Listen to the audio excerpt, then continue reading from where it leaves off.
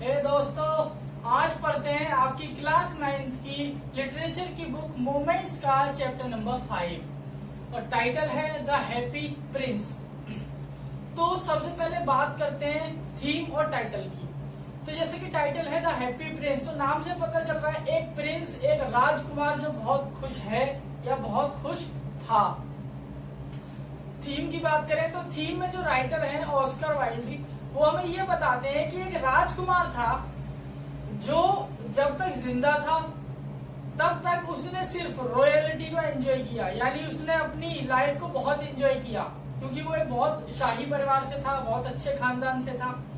लेकिन जब वो मर गया तो मरने के बाद उसका एक स्टैचू बनाया गया और वो स्टैचू पूरे शहर में बहुत दूर दूर से भी बहुत अलग दिखाई देता था। वो इतना अच्छा स्टैचू बना था।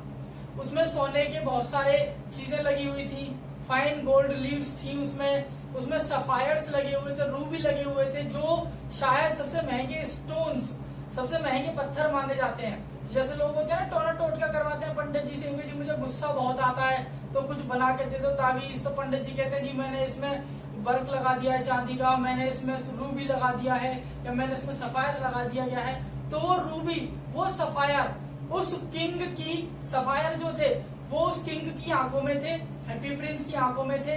और जो रूबी था वो उसकी मयान में था। मयान मतलब जिसमें तलवार को रखा जाता है, point where, place where the sword और डैगर इज केप्ट। तो वो एक हमारे पास एक चीज होती है जिसको हम मयान बोलते हैं, जिसमें हम तलवार या छुरी रखते हैं, उसको बोलते हैं हिल्ट, HILT। तो उस हिल्ट में क्या था? उस हिल्ट में रूबी थी, सफायर थी और उसकी आंखों में रूबी सफायर और उसकी पूरी बॉडी पर थिन गोल्ड लीव्स थे हैप्पी प्रिंस की। अब समरी की अगर बात करें तो समरी में ये बताया गया है कि जो हैप्पी प्रिंस था वो जब तक जिंदा था तो उसने किसी के लिए कुछ नहीं करा, वो सिर्फ अपनी लाइफ को एंजॉय करता रहा। लेकिन जब वो मर गया तो उसका एक स्टैचू बना दिया गया और वो स्टैचू होते हुए भी सब कुछ देख सकता था मरने के बाद भी, कि उसकी पूरी किंगडम में, उसकी सिटी में क्या चल रहा है। इससे अलग उसकी आंखों में रूबी लगे हुए थे, उसकी तलवार में सफायर लगा हुआ था और उसकी पूरी बॉडी पर फाइन लीव्स थी, सोने की छोटी छोटी पत्तियां लगी हुई थी। अब होता क्या है, एक दिन अचानक से उड़ते उड़ते बहुत सारी स्वेलोज का गुच्छा, स्वेलो होती है एक सी बर्ड जो ठंड के टाइम पर ट्रेवल करती है इजिप्ट में अपने आप को बचाने के लिए। तो स्वेलो जो थी वो अपना उड़ रही थी, उनमें से एक छोटी सी स्वेलो थक गई और उसने क्या सोचा कि मैं रेस्ट करती हूँ। तो रेस्ट करने के लिए उसने एक जगह ढूंढी और वो जगह क्या थी? उस स्टैचू का, जो हैप्पी प्रिंस का स्टैचू था, उसके नीचे उसने अपने आप को छुपा लिया। वो उड़ने लगी। अब थोड़ी देर आराम करने के बाद वो उड़ने लगी तो उसे ऐसा लगा कि उसके सर पे कुछ गिर रहा है, पानी जैसा, वाटर ड्रॉप्स। वो बैठ गई, देखने लगी कहाँ से आ रहा है पानी, कोई पानी नहीं था। फिर वो दोबारा उठी उड़ने के लिए तो फिर पानी गिरने लगा। उसने फिर देखा, फिर कुछ नहीं था। जब वो तीसरी बार उड़ने लगी तो उसको ये लगा कि स्टैचू बेकार है, ये तो मुझे बचा ही नहीं पा रहा पानी से, अगर कहीं से आ रहा है पानी तो। वो उड़ने लगी तो इतने में आवाज आई, dear swallow it is me. और उसने ध्यान से देखा तो उसे पता चला कि ये जो स्टैचू है इसकी आंखों से आंसू गिर रहे हैं। तो उसने पूछा, तुम तो स्टैचू हो, तुम बोल कैसे रहे हो?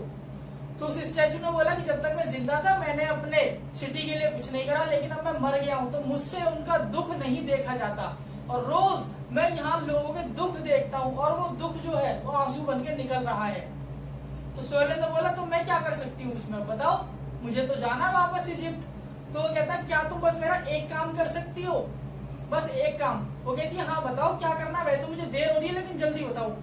तो वो कहता, बस तुम मेरा एक काम कर दो। एक लेडी है, बूढ़ी औरत है जो अपने बेटे का इलाज नहीं करा पा रही, उसका बेटा बीमार है और उस औरत को सिलाई करनी है। मतलब वो औरत क्या है, बेसिकली सीम स्ट्रेस है। सीम स्ट्रेस मतलब जो सिलाई करती है, वो टेलर है, लेडी है। तो उसको ना क्वींस मेड के लिए, एक लड़की के लिए जो रानी की बहुत खास है, उसके लिए गाउन सिलना है और उस गाउन पे उसको एम्ब्रॉयडरी करनी है, यानी कढ़ाई करनी है। लेकिन वो औरत कर नहीं पा रही क्योंकि उसका फोकस कहाँ है, उसके बेटे पर, और उसके पास टाइम नहीं है, उसे अपने बेटे का इलाज भी कराना है और उनके पास पैसे नहीं है।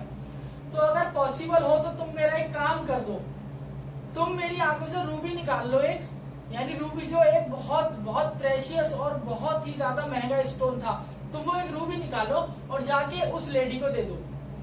तो स्वेलो कहती है ठीक है। स्वेलो उस रूबी को निकालती है और जाके जब वो जा रही होती है तो उसे वो लेडी भी मिलती है जिसके लिए वो गाउन बनाया जा रहा था। तो वो लेडी क्या कहती है, पता नहीं कैसी कैसी औरतें हैं, काम भी नहीं कर पाती, अब तक तो उसे मेरी ड्रेस तैयार कर देनी चाहिए थी। ये बात सुनकर स्वेलो को अच्छा नहीं लगा, क्योंकि स्वेलो को अब ये महसूस हुआ कि यार उस औरत का बच्चा बीमार है और ये लड़की पता नहीं कैसी कैसी बातें कर रही है। वो तुरंत भाग के उस औरत के घर गई जिसका बेटा बीमार था, जो ड्रेस बना रही थी। उसने वो जाकर रूबी स्टोन टेबल पर रख दिया और जैसे ही उसने वो रूबी टेबल पर रखा, उस औरत ने वो अपने बेटे के माथे पर लगाया तो वो बेटा ठीक होने लगा। यानी रूबी जो होता है वो आप कह सकते हैं कि एक बीमारी में, छोटी मोटी बीमारी में भी काम करता है। तो बेटा ठीक हो गया और वो रूबी का जो पत्थर था वो उनकी गरीबी खत्म करने के लिए काफी था। तो जब वो वापस आई तो किंग ने, हैप्पी प्रिंस ने उसको बहुत बहुत थैंक यू बोला, उसको बहुत एडमायर्ड करा। अगले दिन जब स्वेलो उड़ने लगी, उसने हैप्पी प्रिंस को बाय बोला तो हैप्पी प्रिंस क्या कहता है, डियर डियर स्वेलो, मैं क्षमा चाहता हूँ, I am sorry for that, but क्या मेरा एक काम और कर सकती हो। स्वेलो को रोना आ गया। स्वेलो कहती है नहीं मुझे जाना है, मुझे देर हो रही है, अगर मैं ऐसे ही 2-2 4-4 दिन करने लगी तो बर्फ पड़ने लगेगी और मेरा इजिप्ट पहुंचना मुश्किल हो जाएगा। तो हैप्पी प्रिंस कहता है कि लास्ट काम कर दो प्लीज। वो कहती है बताओ क्या करना है।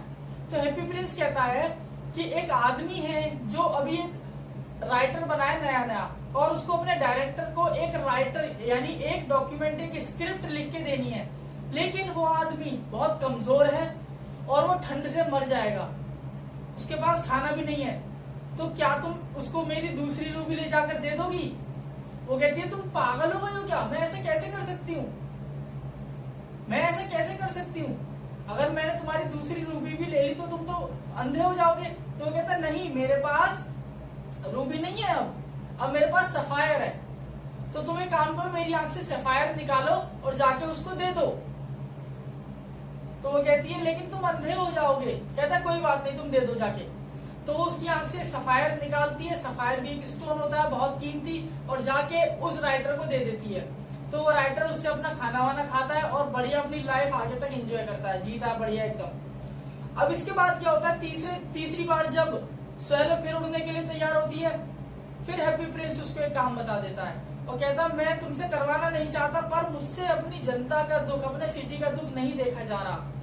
वो कहती है अब क्या करना है बताओ। तो हैप्पी प्रिंस कहता है ठंड का टाइम है और एक छोटी बच्ची है जिसके पैरों में चप्पल भी नहीं है, शूज भी नहीं है, और उसने ठंड में हाफ स्लीव्स के कपड़े पहने हैं और ये माचिस बेचती है, और ये इतना कांप रही थी ठंड में कि इसके हाथ से माचिस के जो पीसेस थे, माचिस जो थी वो गिर गई नाले में, गटर में गिर गई। और अब अगर ये घर जाएगी तो इसके जो पापा हैं, इसके जो फादर, वो उसको बहुत मारेंगे, तो तुम उसको मेरी सेकंड सफायर और दे दो। तो उसकी आंख से दूसरी सफायर भी निकालती है और अब हैप्पी प्रिंस हो जाता है अंधा। तो वो उसको सफायर दे देती है जाके बच्ची को। बच्ची बहुत खुश होती है और आगे बच्ची की जिंदगी भी सेटल हो जाती है, उसके पिताजी भी खुश हो जाते हैं। अब वो कहती है अब तो आप अंधे हो गए हो, अब आप क्या करोगे हैप्पी प्रिंस। उसको बहुत बुरा लगता है स्वेलो को। तो वो कहता है कोई बात नहीं, अब तुम जा सकती हो। तो हैप्पी प्रिंस कहती है लेकिन अब मैं नहीं जाऊंगी, अब मैं तुम्हारे साथ रहूंगी। जब तुमने अपनी आंखें खो दी अपनी जनता के लिए, तो क्या मैं तुम्हारे साथ कुछ दिन नहीं रुक सकती, और अब मैं हमेशा तुम्हारे साथ रहूंगी क्योंकि तुम दिल के बहुत अच्छे हो। तो वो उसको थैंक यू बोलता है। अब वो उससे पूछता है कि अच्छा बताओ क्या क्या हो रहा है सिटी में। तो वो बताती है कि कुछ भिखारी हैं जो मंदिर के पास हैं, और जो वॉचमैन है वो उनको भिखारियों को, उन बच्चों को मंदिर के अंदर नहीं जाने दे रहा, और वो भूख से मर रहे हैं जो भिखारी हैं और जो छोटे बच्चे हैं। तो हैप्पी प्रिंस कहता है काम करो, जो भी मेरे पे गोल्ड की लीव्स हैं जाके जरूरतमंदों को दे दो, नीडीज को दे दो। तो हर रोज स्वेलो कुछ ना कुछ लीव्स लेके जाती है और जिन जिनको जरूरत होती है उनको दे देती है। अब जब हैप्पी प्रिंस के पास कुछ भी नहीं रहता, वो सिर्फ पत्थर रह जाता है, या आप कह सकते हैं जब वो सिर्फ लोहा रह जाता है, तो उसी दिन जो स्वेलो होती है वो कहती है happy prince there is no misery as a misery that could be. मतलब अब शायद इससे ज्यादा दुख तुम देख नहीं सकते, न झेल सकते हो, ना मैं कर सकती हूँ, और मुझे ऐसा लगता है कि it is the last day of my life on the earth. ये धरती पर मेरा आखिरी दिन है। मैं कभी इजिप्ट नहीं जा पाई, मुझे इस बात का दुख नहीं है, लेकिन तुमने जो लोगों के लिए किया मुझे इस बात की बहुत खुशी है, और अब मेरा टाइम आ गया, मैं जा रही हूँ। इतना कहते ही जो स्वेलो थी, जो चिड़िया थी, वो मर गई। और आप ये भी कह सकते हैं कि स्वेलो मरी क्योंकि जो हैप्पी प्रिंस था वो भी लगभग मर गया, क्योंकि उसकी जितनी भी उसकी बॉडी पर काम की चीजें थी, चाहे सफायर, चाहे रूबी स्टोन, चाहे लीव्स गोल्ड की, वो सब खत्म हो गई। तो हैप्पी प्रिंस भी खत्म हो गया।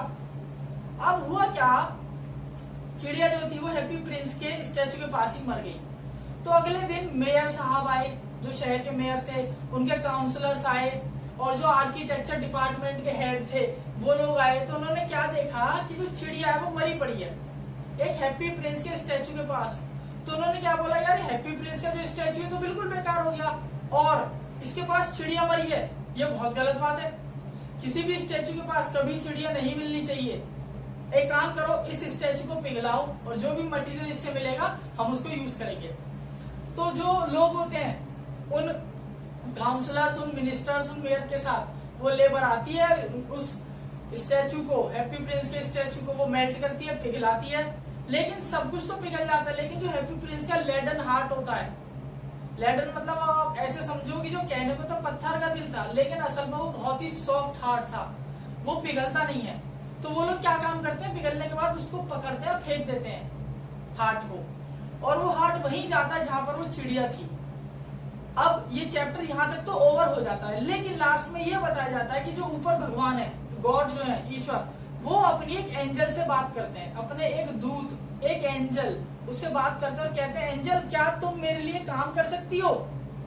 तुम्हें धरती पर जाना होगा, और you have to bring the 2 most precious things from the earth. तुम्हें मेरे लिए धरती से जो 2 सबसे महंगी और सबसे कीमती चीजें हैं और जो सबसे अच्छी चीजें हैं वो लेकर आनी है।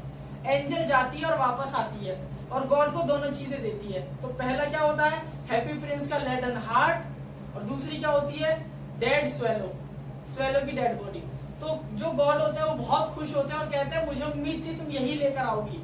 अब जो स्वेलो है ये हमारे साथ रहेगी, और जो किंग है ये भी हमारे साथ रहेगा। स्वेलो हमारे किंगडम में, यानी भगवान के उसमें, ये क्या करेगी, गाना गाएगी, और जो किंग है वो बाकी काम देखेगा, जैसे वो लोगों की मदद करता था। दोस्तों चैप्टर हो जाता है आपका खत्म। बाकी मिलते हैं बहुत जल्द किसी और नए चैप्टर के साथ। Till then thank you guys, and you can have the screenshot.